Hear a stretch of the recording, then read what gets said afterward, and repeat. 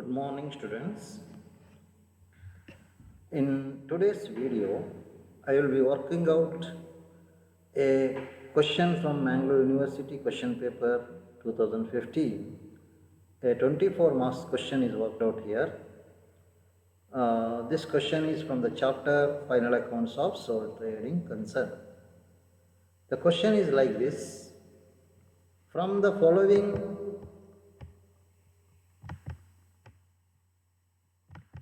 trial balance and adjustments extracted from the books of Kshitiraj for the year ending 31st March 2013, prepare a trading profit and loss account and balance sheet as on that date. Items are given here. I will explain you where each and every item appears in the balance sheet. Okay. First is capital and drawings. We know that capital appears in the capital and drawings both appear in the liabilities side of the balance sheet. Capital minus drawings. Next one is stock. This is opening stock, debit side of trading account. Next one is purchases and sales. Debit side purchase, credit side item is sales. Purchase is on the debit side of trading account. Sales is on the credit side of trading account. Next returns, 1500 sales return, 400 purchase return. Purchase return is deducted from purchases, sales return is deducted from sales. Next wages shown on the debit side of trading account. Advertisement, it is shown on the debit side of profit and loss account. Interest on loan to Smith. This is what we can say, this is an income. So interest on loan rupees 300, an income. So it is shown on the credit side of the profit and loss account. And there is outstanding interest also. In the next, after few points, you will get it.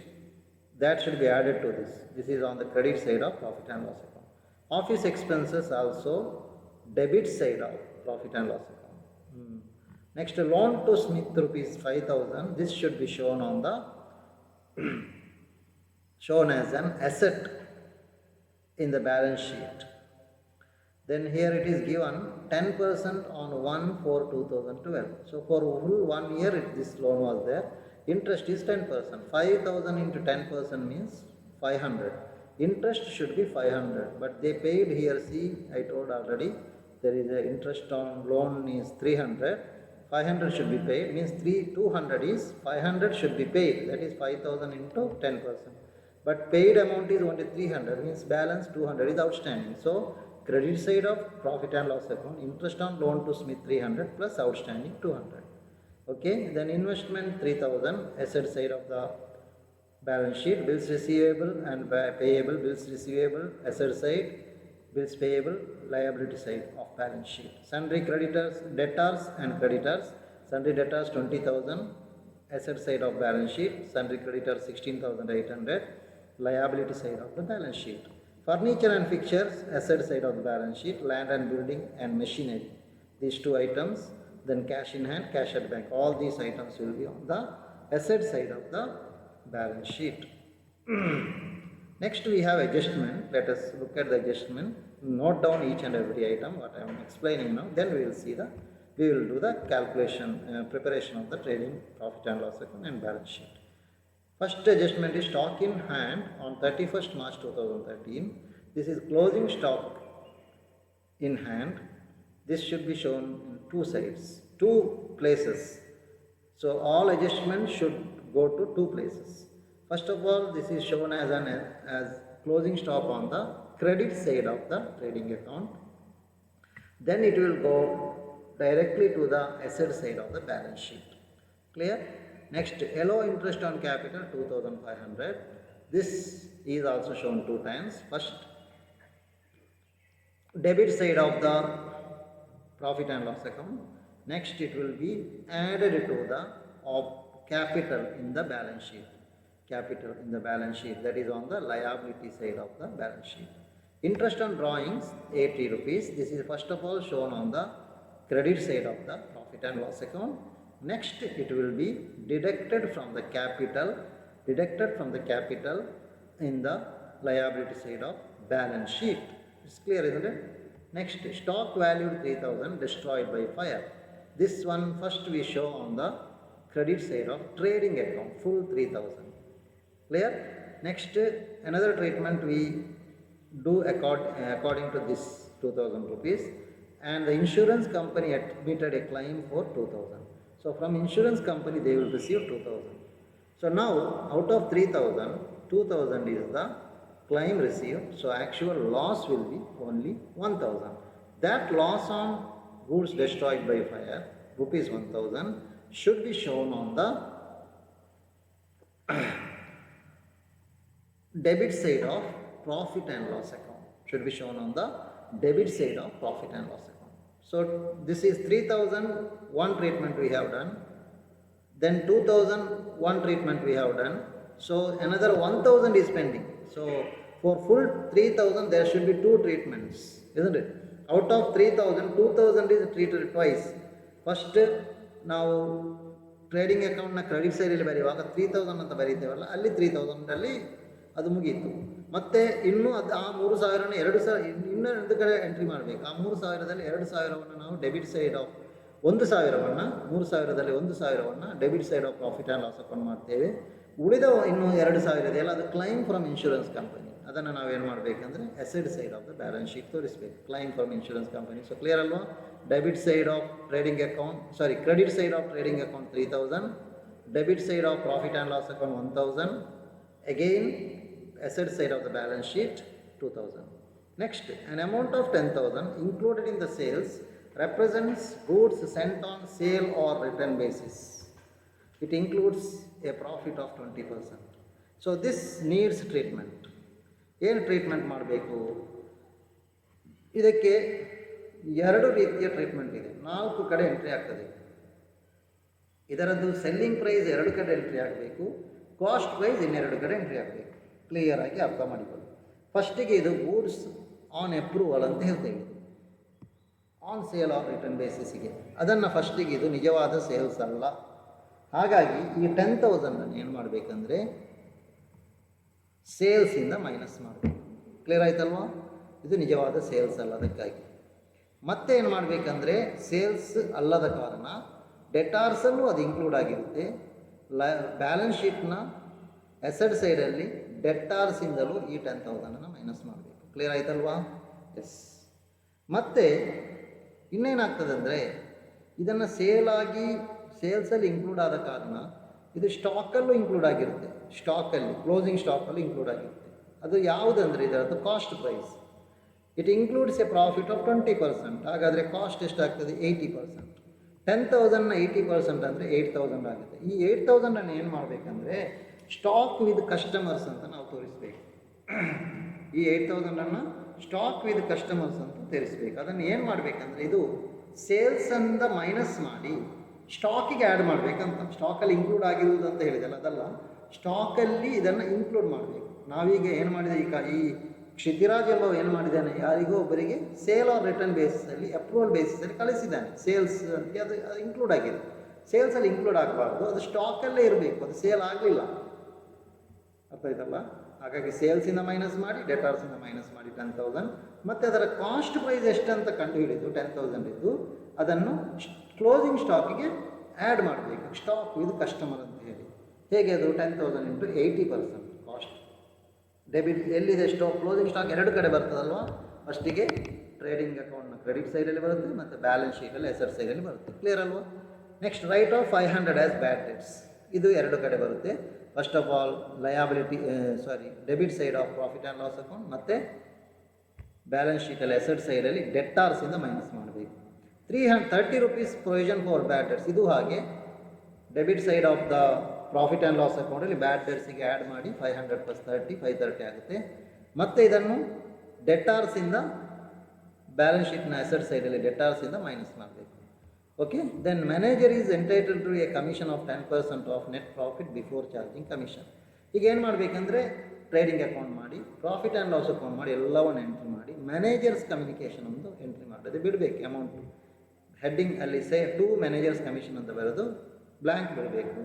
ಮತ್ತು credit side total ಮಾಡಿ debit ಸೈಡನ್ನು ಐಟಮನ್ನು credit ಸೈಡಿಂದ minus ಮಾಡಿ ಎಷ್ಟು profit ಬರುತ್ತೆ ನೋಡಬೇಕು. ಆ ಪ್ರಾಫಿಟ್ನ ಮೇಲೆ 10% ಮಾಡಬೇಕು. ಅದು ಮ್ಯಾನೇಜರ್ಸ್ ಕಮಿಷನ್. ಅಂದರೆ managers commission net profit before charging commission ಅಂತ. 10% ಯಾವುದರ ಮೇಲೆ? ಕಮಿಷನನ್ನು ಮೈನಸ್ ಮಾಡದೆ ಎಷ್ಟು ಅವರಿಗೆ ಲಾಭ ಸಿಗುತ್ತೋ ಅಷ್ಟರ ಮೇಲೆ 10%. ಹಾಗಾಗಿ ಎಲ್ಲ ಕಮಿಷನ್ನ ಮೊದಲು ಎಷ್ಟು ನೆಟ್ ಪ್ರಾಫಿಟ್ ಇದೆ ಅಂತ ನೋಡಿ ಅದರಿಂದ 10% ತೆಗಿಬೇಕು. ಅದನ್ನು ಮ್ಯಾನೇಜರ್ ಕಮಿಷನ್ ಅಂತ ಮಾಡಬೇಕು. ಇಷ್ಟು. ಇದನ್ನು ಎಲ್ಲೆಲ್ಲ ಟ್ರೀಟ್ಮೆಂಟ್ ಮಾಡಬೇಕು? ಒಂದು profit and loss account debit ಸೈಡಲ್ಲಿ, ಮತ್ತೊಂದು ಬ್ಯಾಲೆನ್ಸ್ ಶೀಟಲ್ಲಿ ಲಯಾಬಿಲಿಟಿಯಾಗಿ ತೋರಿಸಬೇಕು, ಔಟ್ಸ್ಟ್ಯಾಂಡಿಂಗ್ ಅದು. ಈಗ ನೋಡಿ, in the books of Kshitiraj trading and profit and loss account for the year ended 31st March 2013. 2 opening stock 8,000 ಸರಿಯಲ್ಲ, ಮತ್ತು 2 ಪರ್ಚೇಸಸ್ 8,000 ಕರೆಕ್ಟ್. ಅಲ್ಲಿರುವ ಅಮೌಂಟನ್ನು ನಾವಿಲ್ಲಿ ಬರೆದಿದ್ದೇವೆ. ಮತ್ತು ನೋಡಿ ಪ್ರಾಬ್ಲಮ್ ಬರ್ಕೊಂಡಿದ್ದೀರಲ್ಲ ಅದನ್ನು ನೋಡ್ತಾ ಹೋಗಿ. ಪರ್ಚೇಸಸಲ್ಲಿ 20,000 ಇದೆ, ಮತ್ತು 400 rupees ಅದು ರಿಟರ್ನ್ಸ್, ಆಯಿತಾ? ಅದು ರಿಟರ್ನ್ಸ್ ಅಂತ ಮಾಡುವುದನ್ನು ಸಮಸ್ಯೆ ಇಲ್ಲ. ಅದೇನು ರಿಟರ್ನ್ಸ್.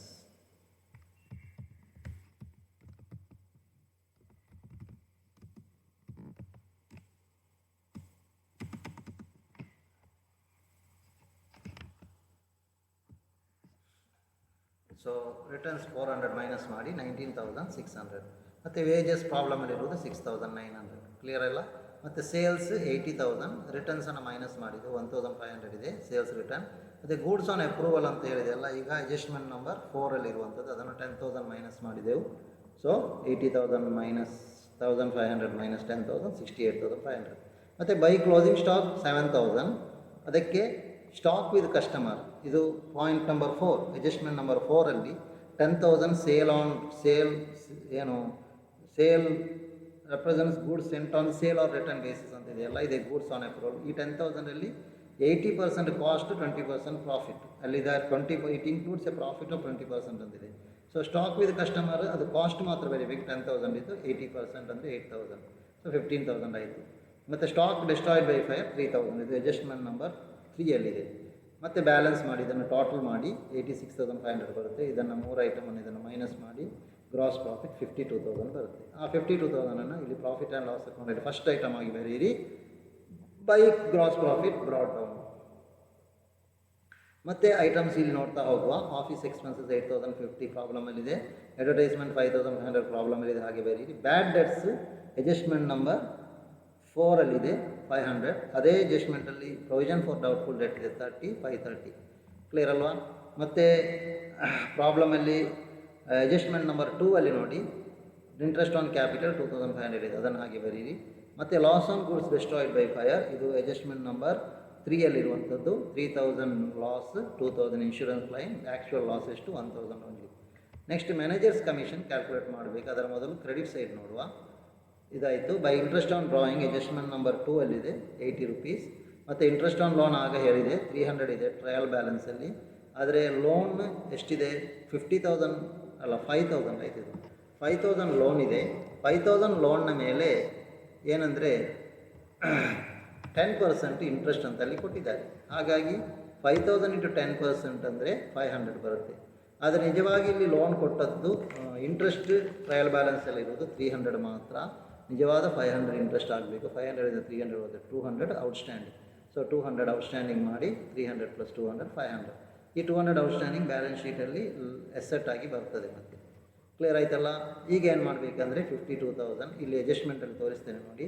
52,000 ಇದು ನೋಡಿ 52,580 ಟೋಟಲ್ ಬಂತು. ಮತ್ತು ಇದನ್ನೆಲ್ಲವನ್ನು ಟೋಟಲ್ ಮಾಡಿ ಇಲ್ಲಿಯವರೆಗೆ ಈ 1000ವರೆಗೆ ಇದು ಬರೀಲಿಲ್ಲ ಇನ್ನು ಬರಿಬೇಕಷ್ಟೇ. ನಾವು ಈಗ ಇನ್ನು ಬರಿಬೇಕಂತ ಭಾವಿಸಿ ಇದನ್ನೆಲ್ಲ ಟೋಟಲ್ ಮಾಡಿದರೆ ಎಷ್ಟು ಬರುತ್ತೆ? 52,580 ಮೈನಸ್ 17,580 35,000 ಬರುತ್ತೆ. ಈ 35,000ನ ಮೇಲೆ 10% ಕ್ಯಾಲ್ಕುಲೇಟ್ ಮಾಡಿದರೆ ಮ್ಯಾನೇಜರ್ಸ್ ಕಮಿಷನ್ 3,500. ಕ್ಲಿಯರ್ ಅಲ್ವಾ? Manager's commission 3,500. ಹಾಗಾಗಿ net profit carry to transfer to capital account 31,500. ಈಗ ಬ್ಯಾಲೆನ್ಸ್ ಶೀಟಿಗೆ ಹೋಗುವ. ಫಸ್ಟಿಗೆ ಓಪನಿಂಗ್ ಕ್ಯಾಪಿಟಲ್ 50,000 ಪ್ರಾಬ್ಲಮಲ್ಲಿ ಕೊಟ್ಟಿದ್ದಾರೆ. Interest on capital adjustment number 2ಅಲ್ಲಿ ಕೊಟ್ಟಿದ್ದಾರೆ 2,500. ನೆಟ್ ಪ್ರಾಫಿಟಿಗೆ ಕ್ಯಾಲ್ಕುಲೇಟ್ ಮಾಡಿದ್ದು 31,500, ಟೋಟಲ್ 84,000 ಆಯಿತು. ಡ್ರಾಯಿಂಗ್ಸ್ ಅಡ್ಜಸ್ಟ್ಮೆಂಟಲ್ಲಿ ಟ್ರಯಲ್ ಬ್ಯಾಲೆನ್ಸಲ್ಲಿ ಕೊಟ್ಟಂಥ ಡ್ರಾಯಿಂಗ್ಸ್ ರುಪೀಸ್ 3000 ಫಸ್ಟ್ ಐಟಮ್ ಇದೆ ಡೆಬಿಟ್ ಸೈಡಲ್ಲಿ ಮೈನಸ್ ಮಾಡಿ, ಮತ್ತು interest on drawing adjustment number 2 ಅಲ್ಲಿ ಕೊಟ್ಟಿದ್ದಾರೆ 80 ರುಪೀಸ್ ಮೈನಸ್ ಮಾಡಿ, ಹಾಗೆ 80,920 ಬರುತ್ತೆ. Next outstanding commission on manager ಅದೀಗ ಕ್ಯಾಲ್ಕುಲೇಟ್ ಮಾಡಿದೆ 3500, ಮತ್ತು bill creditor 16,800, bills payable 2,500 as it is. ಮತ್ತು ಇದೆಲ್ಲ ನೋಡಿ, plant and machinery 4,500, building 55,000, investment 3,000, furniture and pictures 2,500. Balance sheet ಇಲ್ಲಿ ಡೈರೆಕ್ಟಾಗಿ ಟ್ರಯಲ್ ಬ್ಯಾಲೆನ್ಸಿಂದ ಬರೆದ್ರಾಯಿತು. ಮತ್ತು ಕ್ಲೋಸಿಂಗ್ ಸ್ಟಾಕ್ ನೋಡಿ, ಟ್ರೇಡಿಂಗ್ ಅಕೌಂಟಲ್ಲಿ ಬರೆದ ಹಾಗೆ ಬರೀರಿ 7,000 ಪ್ಲಸ್ ಸ್ಟಾಕ್ ವಿತ್ ಕಸ್ಟಮರ್ 8,000, 15,000 ಬರುತ್ತೆ. ಮತ್ತು ಡೆಟಾರ್ಸ್ 20,000, ಅದಕ್ಕೆ ಮೈನಸ್ ಮಾಡಬೇಕಾದ್ರಿಂದ goods on approval 10,000, adjustment number 4 ಅಲ್ಲಿರುವಂಥದ್ದು, ಮತ್ತು ಬ್ಯಾಡ್ ಡೆಟ್ಸ್ 500, ಅಡ್ಜಸ್ಟ್ಮೆಂಟ್ ನಂಬರ್ 6 ಅಲ್ಲಿದೆ bad debts 500, provision for doubtful debt 30 rupees, 9,470 rupees net ಬರುತ್ತೆ, ಅದನ್ನು ಬರೀ. ಮತ್ತು bills receivable as given in the problem 3,500, ಮತ್ತು loan to Smith 5,000 is there in the trial balance. ಅದಕ್ಕೆ interest outstanding we have calculated in the profit and loss account 200 ಅಂತ ಇದೆಯಲ್ಲ, ಅದನ್ನು add ಮಾಡಬೇಕು, ಆಗ 5,200 ಆಗುತ್ತೆ. Amount due from insurance company as given in the adjustment number 3, 2,000. Cash at bank, cash in hand, you can just see the trial balance right as it is. This is the solution for this problem. Hope you have understood it. Little lengthy problem, a 24 marks problem is solved here. Hope you have understood it. Any doubts can be clarified through the messages or through calls. Okay, thank you. See, in the video we have completed now. This part was not seen, so I have recorded a small video and I am attaching to the main video here. So this amount due from insurance company 2,000, cash at bank to 3,300, cash in hand 250.